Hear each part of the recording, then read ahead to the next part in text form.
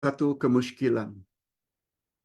Ini seorang dokter yang tanya, kawan saya sedang coba anjurkan seminar. Kawan saya sedang anjurkan satu seminar untuk mengajar dokter-dokter muda menggunakan jantung khinzir, jantung babi.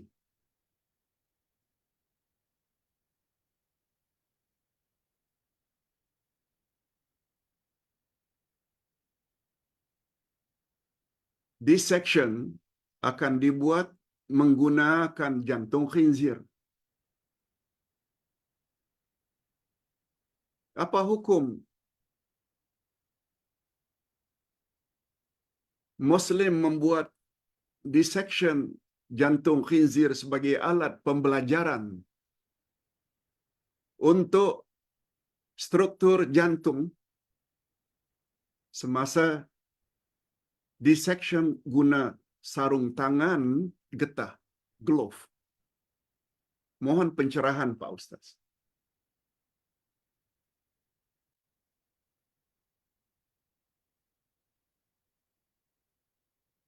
Sebenarnya dokter-dokter kan sangat berperanan untuk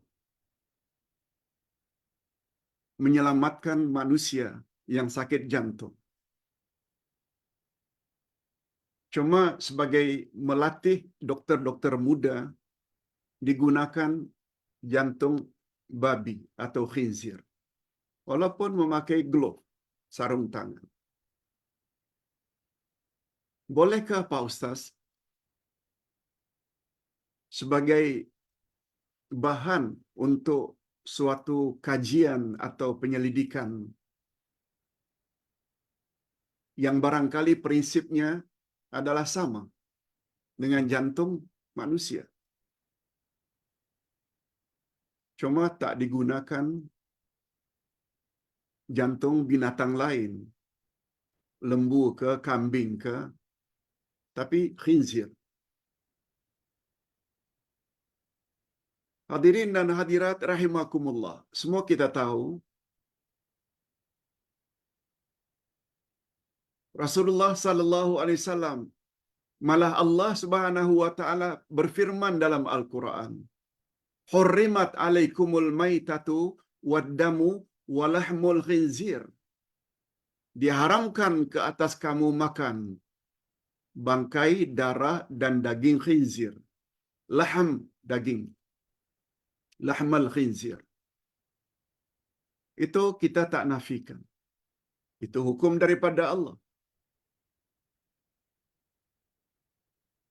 Dan para ulama mengatakan bukan hanya daging, malah semua. Kita tidak boleh gunakan khinzir, sama ada bulunya, kulitnya, dan lain-lain, sebagai sepatu atau beg. Itu menurut jumhur. Nah sekarang ini, kajian yang ingin dibuat itu dengan membelah.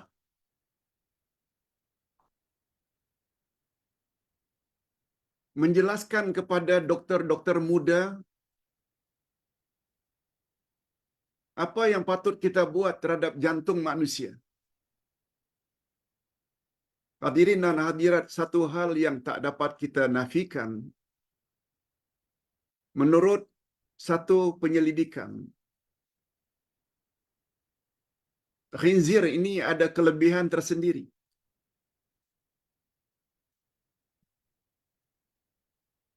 Oleh sebab itu, jawaban ringkas Ustaz, apabila dengan mempelajari, membuat pembedahan, pencerahan kepada dokter-dokter baru, menggunakan jantung khinzir, bagi Ustaz tidak ada masalah. Tidak berdosa. Kita bukan makan pun. Kita hanya akan coba mempelajari. Yang dengan mempelajari itu, yang diperkirakan, barangkali jantung khinzir ini berdekatan dengan ciri-ciri jantung manusia, sehingga ilmu itu bermanfaat, tidak jadi masalah. Masalah dalam Islam hanya makan daging khinzir tak boleh, kulit bulu menurut majoriti adalah najis, itu saja. Apalagi kita gunakan sarung tangan. Untuk mendapatkan ilmu dengan berbuat demikian, sehingga dengan ilmu tersebut banyak manusia dapat ditolong, tidak jadi masalah. Dengan bahasa singkat, dibolehkan dan tidak haram hukum. Wallahu a'lam. Pak Ustaz,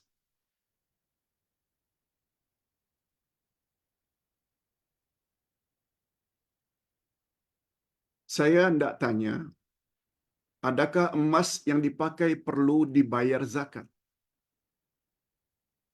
Emas perhiasan,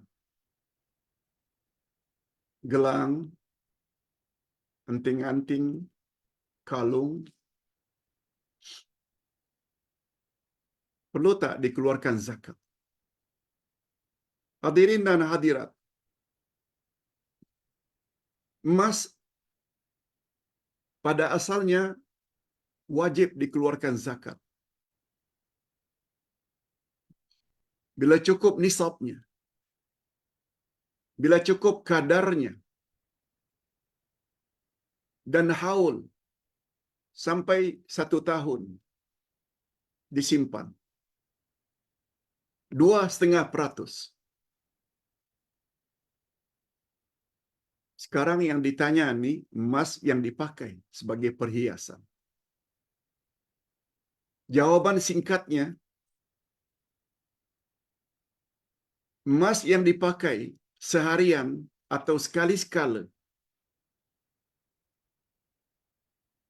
tidak wajib dikeluarkan zakat. Kecuali emas itu melebihi dari uruf. Uruf maknanya melebihi dari kebiasaan. Umpamanya pakai emas gelang itu sampai setengah hasta. Emas. Atau sampai ke siku.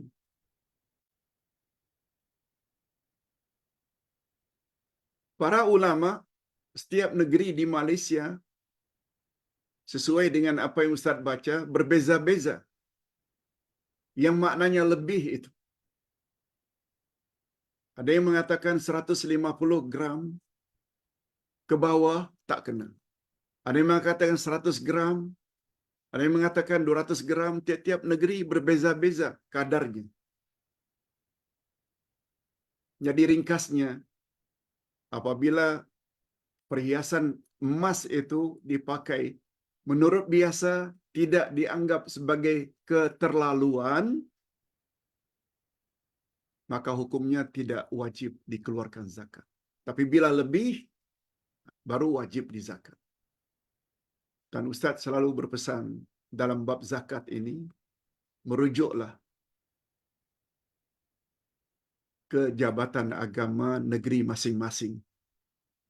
Mereka lebih tahu. Ustaz selalu sebut, dalam bab zakat dan faraid, Ustaz tidak begitu mahir dan tidak mendalam. Ustaz bimbang kalau jawaban Ustaz tidak tepat. Sila tanya ke jabatan agama terdekat bila tentang zakat dan faraid. Pertanyaan berikutnya, adakah wanita boleh salat jenazah, Pak Ustaz? Sebab ada Ustaz mengatakan tak boleh. Hadirin dan hadirat, sebenarnya wanita dibolehkan salat jenazah. Tidak pernah ada larangan dari Nabi sallallahu alaihi wasallam.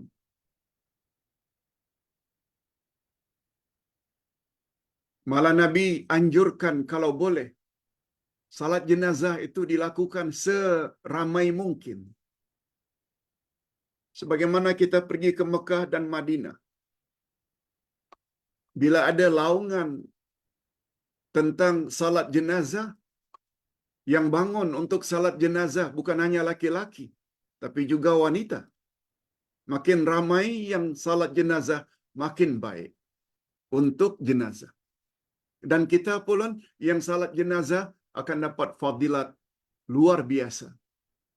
Sebesar bukit Uhud ganjarannya. Yang dipanggil dengan qirat.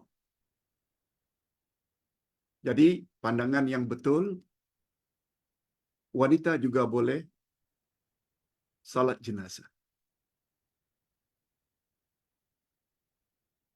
Apalagi yang meninggal itu suaminya. Apalagi yang meninggal itu ayahnya, anak perempuannya ikut serta.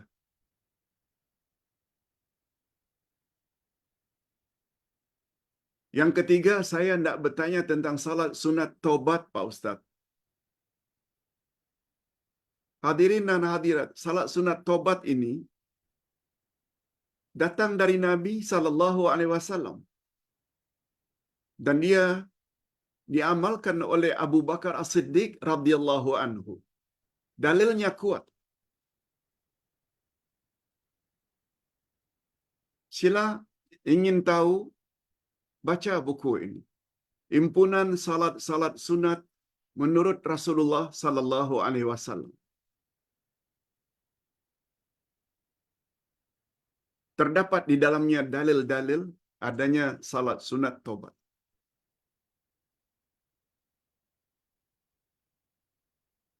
Itu sebaiknya bila kita melakukan dosa besar, selain tobat, tinggalkan dosa itu, menyesal dan berazam tidak akan ulang lagi dosa yang sama, bagus kita sertakan dengan salat sunat tobat.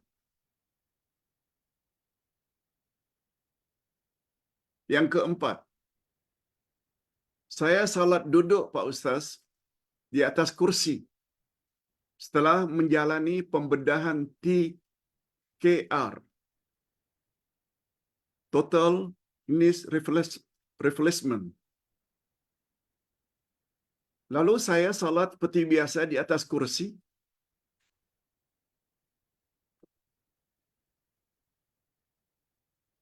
Saya berdiri dan saya juga boleh rukuk.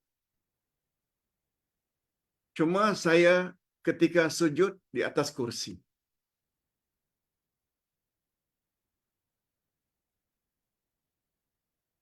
Sebab pembedahan tadi, tak boleh lipatkan kaki untuk sujud. Baru-baru ini saya terima video menayangkan cara salat duduk atas kursi yang berbeza dengan yang saya lakukan. Kalau ikut ustaz tersebut, salat saya tidak sah. Hadirin dan hadirat, jawaban ustaz. Salat di atas kursi ini tidak berlaku di zaman Nabi. Zaman Nabi, salat duduk itu duduk di atas sajadah. Baru lebih kurang 50 tahun belakangan ini ada salat di atas kursi. Hukumnya boleh. Cuma ada memang ustaz mengatakan bila kita rukuk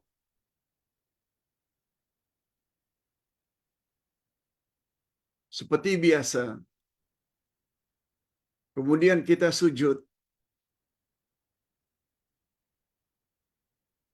di mana rukuk kita bahagian kepala ini lebih rendah daripada ketika kita sujud, maka salatnya tidak sah. Memang ada video itu. Tapi terus terang saja, Ustaz tidak setuju dengan pandangan Ustaz berkenaan. Sebenarnya,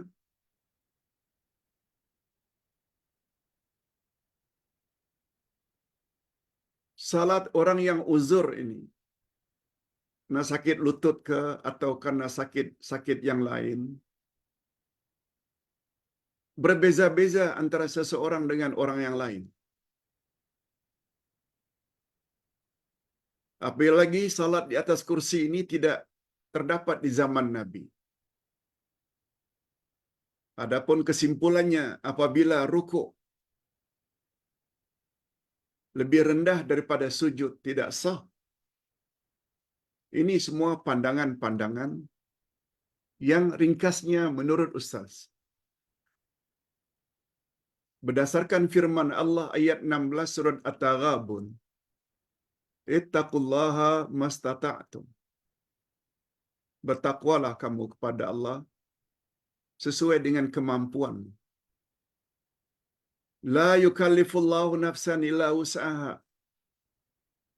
Ayat terakhir dari surat Al-Baqarah. Allah tidak memberatkan manusia kecuali apa yang dia termampu. Oleh sebab itu, salatlah sesuai dengan kemampuan masing-masing. Yang mampu qiyam, berdiri tegak, qiyam. Yang tak mampu, boleh duduk. Ketika rukuk, condong ke depan. Iktidal, duduk lagi. Ketika sujud, rendahkan sedikit. Sujud kita berbanding dengan rukuk. Tidak di bawah. Karena kaki tidak boleh dilipat. Bagi pandangan Ustaz, semuanya sah. Kita tidak boleh samakan antara satu orang dengan orang lain. Hatta orang yang bersebelahan dengan kita. Sebab uzurnya berbeza-beza. Wallahu a'lam. Hadirin dan hadirat rahimakumullah. Salat sunat isyraq.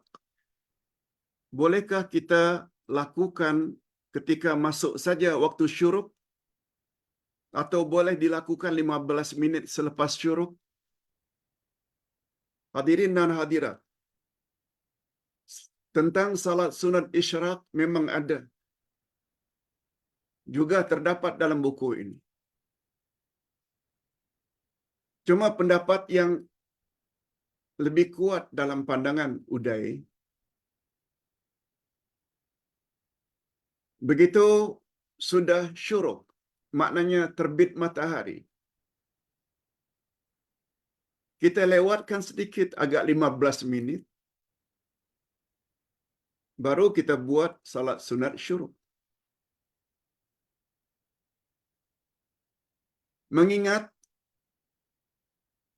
di zaman Nabi SAW ada orang-orang Arab yang menyembah matahari.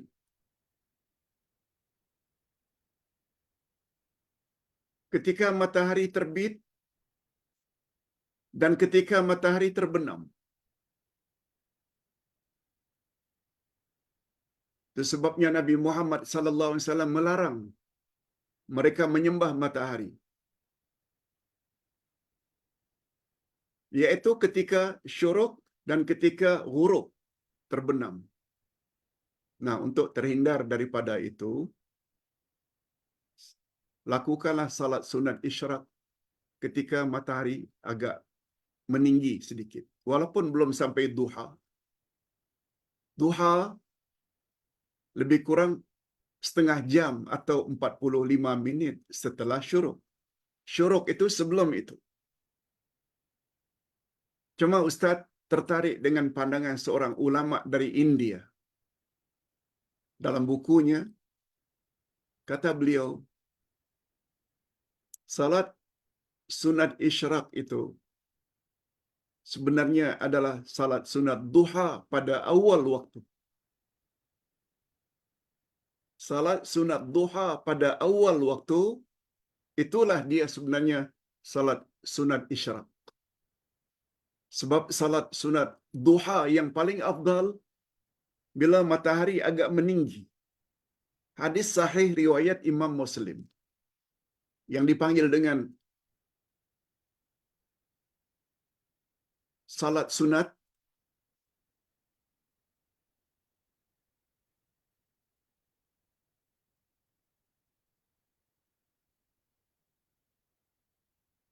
yang kita selalu sebut antara maghrib dengan isyak itu dipanggil dengan salat sunat apa? Lupa Ustaz namanya. Awabin. Salat sunat awabin. Sebenarnya menurut hadis sahih riwayat Imam Muslim, salat sunat awabin itu adalah salat sunat duha yang dilakukan ketika matahari tinggi. Jam 10, jam 11, itu salat duha yang paling afdal. Nah, salat duha pada awal waktu, iaitu setengah jam atau 45 minit setelah syuruk, namanya salat duha pada awal waktu. Dan itulah dia salat sunat isyraq. Wallahu a'lam. Pertanyaan yang terakhir. Pak Ustaz, seorang anak angkat yang dibinkan atau dibintikan dengan nama ayah angkatnya, bila waktu berdoa, bersedekah, dan segala amalan kebaikan yang dilakukan oleh orang ramai, bila hampir kematiannya di alam barzakh, akhirat nanti digunakan bin atau binti Abdullah sahaja. Nama ayah angkat itu tak boleh digunakan sama sekali. Hanya untuk hal keduniaan saja seperti persekolahan. Apa pandangan Pak Ustaz? Hadirin dan hadirat, sama ada di dunia atau di akhirat,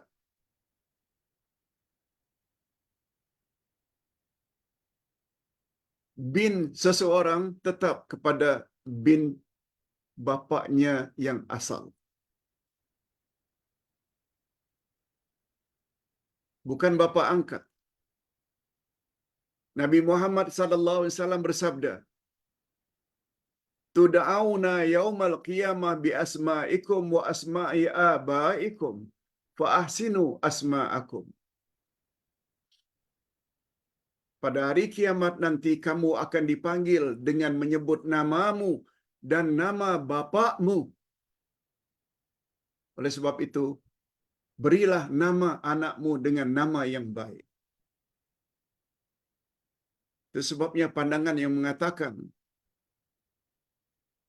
kalau sudah meninggal dunia, hendaklah dibinkan anak tersebut dengan bin ibu, tak betul.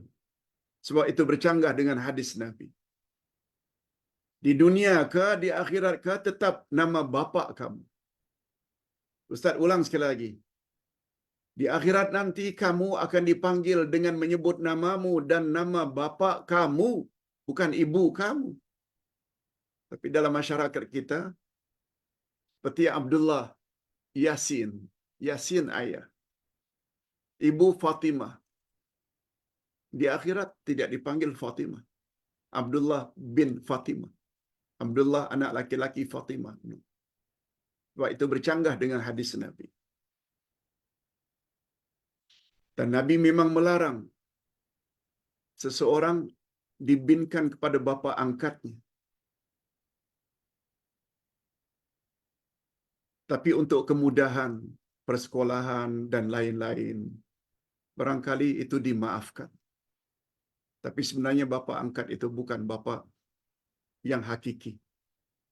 Bapa yang hakiki adalah bapa daripada suami mak kita. Wallahu a'lam.